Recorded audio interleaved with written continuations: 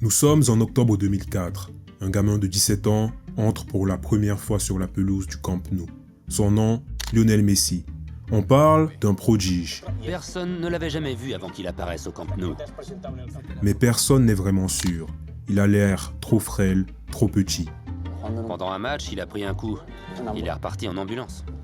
Quelques mois plus tard pourtant, il marque son premier but. Sur une passe de Ronaldinho. Un sombrero sous la transversale. Et d'un coup, les doutes commencent à disparaître. C'était la première fois qu'il criait « Messi, Messi, Messi ». Janvier 2007, San Francisco. Steve Jobs monte sur scène. This is a day I've been looking forward to for 2.5 years. Certains le considèrent comme un visionnaire, d'autres comme un type qui arrive trop tard dans un marché déjà saturé. Today, Apple is going to reinvent the phone. Un pari insensé pour beaucoup. Un pari qui pourtant va bouleverser le monde. Lionel Messi, comme Steve Jobs, représente des outsiders.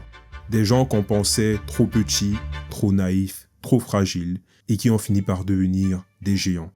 On adore ces histoires-là parce qu'on se dit, si eux l'ont fait, peut-être que moi aussi. Et justement, l'histoire dont on va parler commence un peu de la même manière, avec un autre prodige, ici, en Afrique de l'Ouest. Son nom, Junior Natabo.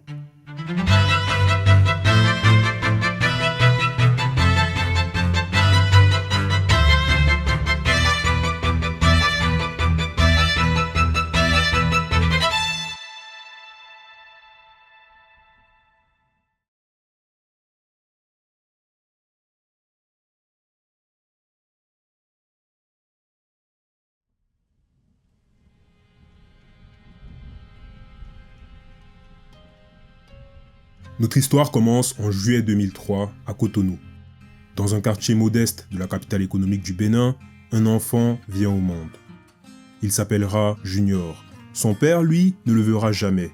Il meurt avant sa naissance. Sa mère se retrouve donc seule avec un bébé à nourrir et aucune idée de l'ouragan que cet enfant va déclencher quelques années plus tard. Très tôt, Junior n'est pas un gamin normal. Pendant que les autres jouent au foot dans la cour, lui démonte des postes radio pour voir comment ils fonctionnent. Pendant que ceux de son âge sont à l'école, Junior écume YouTube pour télécharger des cours de robotique et de programmation. Sa mère ne comprend pas. Elle le voit scotché à l'ordinateur, obsédé par des cartes électroniques et des lignes de code. Elle se demande qu'est-ce qui lui arrive. Lui, il vient de découvrir sa drogue, la technologie.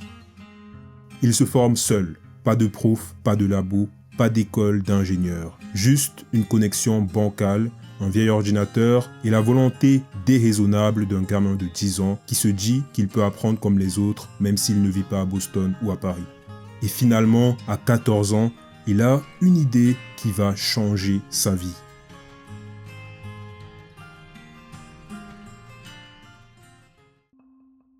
Avant tout, un peu de contexte. Le Bénin, comme une grande partie du continent africain, a un problème simple. L'agriculture nourrit le pays, mais reste fragile, peu optimisée, dépendante de méthodes archaïques. Junior se pose donc une question que la plupart des adultes ne se posent même pas. Et si la robotique pouvait aider ? Il commence à plancher sur un robot agricole. Et ici, on ne parle pas d'un petit jouet en plastique qui évite des obstacles. Un vrai robot pensé pour le terrain. Analyser les sols, optimiser les cultures, aider les agriculteurs à mieux produire. Dans sa tête d'adolescent, il ne s'agit pas juste de faire un projet cool, mais d'attaquer un des problèmes majeurs de son pays. À force de travail, il atterrit donc au Google Science Fair, une compétition internationale où des ados du monde entier présentent des projets scientifiques. Là, on retrouve des jeunes de Stanford, du MIT, de Cambridge qui se battent pour impressionner le jury. Et parmi eux, un gamin de Cotonou qui a appris la robotique sur YouTube. L'histoire remonte rapidement jusqu'aux oreilles du président de la République et il lui facilite un voyage au Rwanda pour suivre une formation en robotique et parfaire son projet. À 15 ans, Junior monte ensuite sur la scène d'un TEDx. Il regarde la salle et prononce une phrase simple. Si aujourd'hui vous vous croyez trop jeune ou trop vieux, pensez-vous que dans 10 ans, vous serez tout aussi déterminé à agir ? Pouvez-vous garantir que le temps n'aurait pas effrité votre détermination? L'âge n'est qu'un chiffre. Il affirme que des jeunes de son âge peuvent changer le continent, que personne n'a besoin d'attendre d'avoir 40 ans, 84 ans ou 92 ans pour agir. L'auditoire est debout. Tout semble écrit. Junior sera le visage de la tech africaine, celui qui prouvera qu'on peut naître dans un quartier modeste de Cotonou ou n'importe où en Afrique et entrer dans l'histoire par la grande porte. Mais non, il ne s'agit pas de ce genre d'histoire. Ce qu'on ne voit pas, c'est qu'à des milliers de kilomètres de là, un autre type de récit est en train de se fabriquer.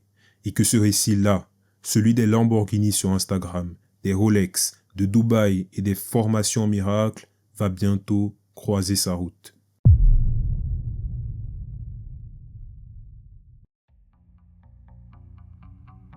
À présent, nous sommes en 2019. Junior a 16 ans. Il sort d'une année pleine d'adrénaline. Robot agricole, reconnaissance internationale, TEDx, rencontre présidentielle. Il a goûté à quelque chose de rare sur le continent africain. La sensation d'être entendu. La sensation d'être attendu. D'être la personne qui peut. Mais il a aussi découvert une autre réalité. Celle d'un pays qui ne sait pas trop quoi faire de lui. Parce qu'être un jeune sur deux en robotique dans un pays où le système éducatif est saturé, où les labos sont sous-équipés et où l'industrie technologique locale est encore embryonnaire, c'est un peu comme être un pianiste prodige coincé dans un village sans piano. C'est à ce moment-là qu'il tombe sur quelque chose qui va lui retourner le cerveau, le dropshipping. Ce modèle de business où tu vends en ligne des produits que tu ne stockes jamais. Pas d'usine, pas de dépôt, juste un fournisseur, un site web et de la publicité sur les réseaux sociaux. À 16 ans, c'est une promesse explosive pour Junior. Il comprend que tu peux faire de l'argent sur Internet sans diplôme, sans réseau, sans héritage. Il découvre les vidéos des rois du e-commerce, des jeunes à peine plus âgés que lui qui affichent sur YouTube des chiffres d'affaires à 6 ou 7 zéros, posent devant des voitures de luxe et expliquent sourire blanc et montre au poignet que tout est simple si tu suis leur formation. Et puis, il tombe sur un nom, Yomi Denzel, un Suisse d'origine africaine devenu une star de l'e-commerce francophone. Chiffres astronomiques, lifestyle qui fait rêver, storytelling ultra rodé, Junior est hypnotisé. Très vite, ce n'est plus seulement une inspiration, c'est un modèle. Le problème, la formation de Yomi Denzel coûte cher, très cher, surtout pour un adolescent béninois. Alors, Junior prend une décision radicale.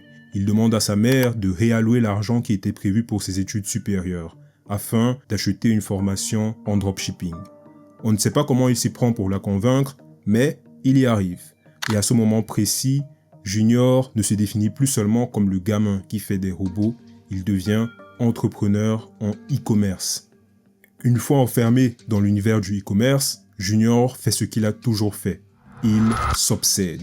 Il passe des nuits entières à créer des boutiques Shopify, à tester des produits, à analyser les publicités Facebook. Ses premiers essais sont des échecs. Il le racontera plus tard, pendant presque 1 an, il ne fait que perdre de l'argent. Et puis, un jour, ça prend. Il trouve son premier produit winner, comme on dit dans le jargon. En 1 mois, ce produit dégage environ 40 000 $ de chiffre d'affaires. Le reste s'enchaîne. D'autres produits gagnants, d'autres boutiques, et en l'espace de 1 an, Junior cumule environ 1,2 million de dollars de ventes. Pour les médias, c'est un cadeau tombé du ciel. Un journal local titrera « E-commerce, Junior Natabo, millionnaire à 17 ans ». Et pendant ce temps, dans un coin de sa chambre, le robot agricole prend la poussière. Avec son succès en e-commerce, Junior aurait pu rester discret, continuer de travailler dans l'ombre. Il aurait pu se dire que gagner autant d'argent aussi jeune est déjà une victoire. Mais là encore, il choisit un autre chemin, celui de la mise en scène.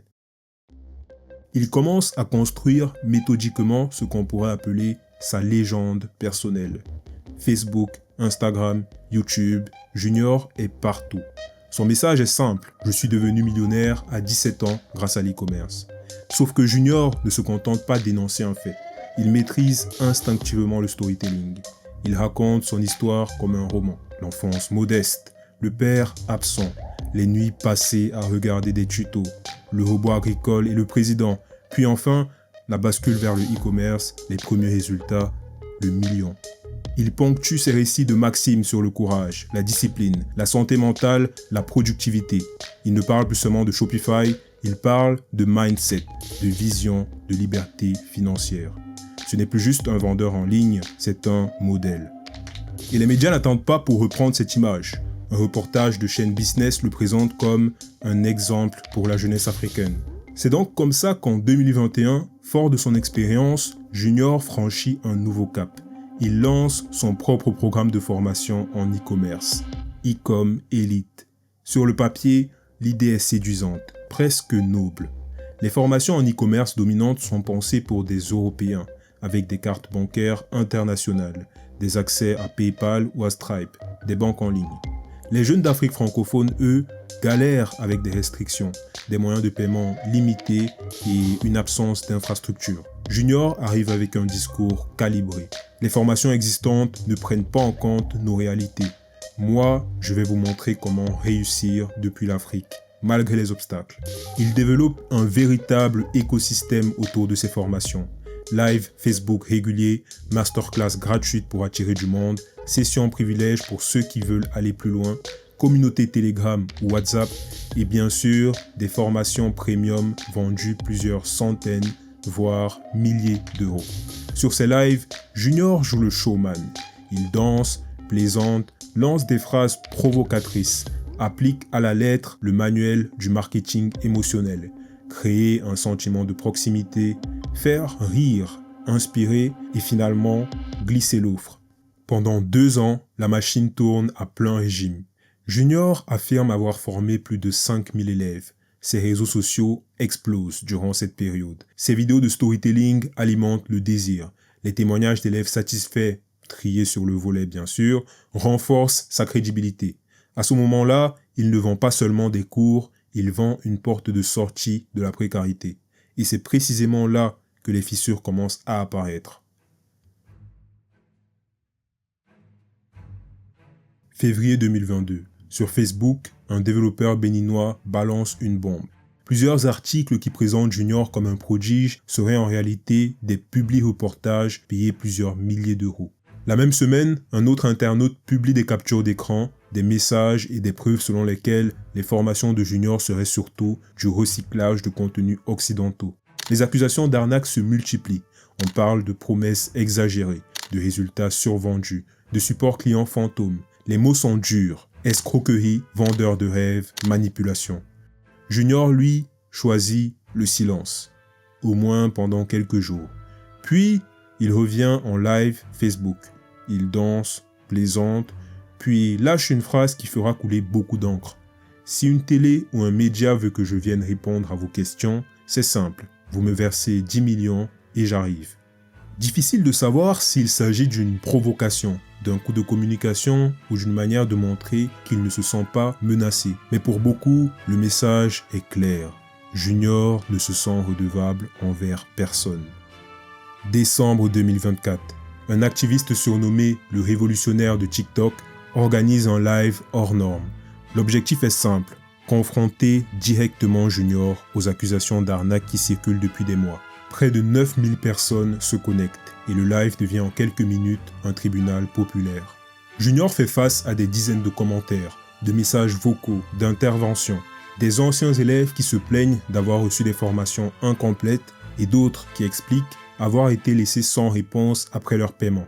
Je vais vous montrer maintenant en live le lien de paiement pour lire avant paiement que le paiement n'est remboursable pour aucun motif. Je vais vous montrer en live encore quand on dit qu'on ne rembourse pas ce type de service-là. Il l'a lu, il a cliqué, il a payé. Les montants ici ne sont pas ceux des grands scandales financiers internationaux, mais pour ces jeunes qui ont parfois réuni l'argent à plusieurs, ce sont des sommes énormes. C'est l'équivalent de mois, voire d'années d'économie. Face à ça, Junior essaye tant bien que mal de garder sa ligne. Ok, merci beaucoup, s'il te plaît. Je vais prendre la parole, s'il te plaît. Là, on va aller ensemble sur mon téléphone, mon WhatsApp. Vous voyez, j'ai mis Hello Fanuel. Tu continues de prendre de l'argent chez les gens. C'est un quelqu'un qui a arnaqué les gens. Là, en fait, les gens m'écrivent qui t'ont payé le coach n'avait pas permettre mon identité. Il dit en fait, c'est quoi cette histoire encore? Ici encore, c'est un plaignant à qui il a pris de l'argent.